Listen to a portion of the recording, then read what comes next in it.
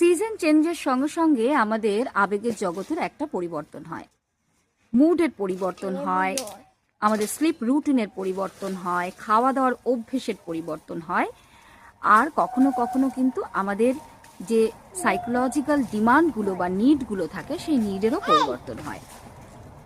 এই যেমন আজকে একটা শীতের দুপুরবেলা, কি সুন্দর রোদ হওয়ার কথা, কিন্তু আকাশটা মেঘলা, একটা গ্লুমি ব্যাপার। আমার কিচ্ছু ভালো লাগছে না, খেতে ইচ্ছে করছে না, কোনো কাজ করতে ইচ্ছে করছে না। অর্থাৎ আমার রেগুলার যে রুটিন, সেই রুটিনের ভেতরে আমার কোনোটাই করতে ইচ্ছে করছে না, একটা ডিপ্রেসিভ জায়গায় আমি রয়েছি।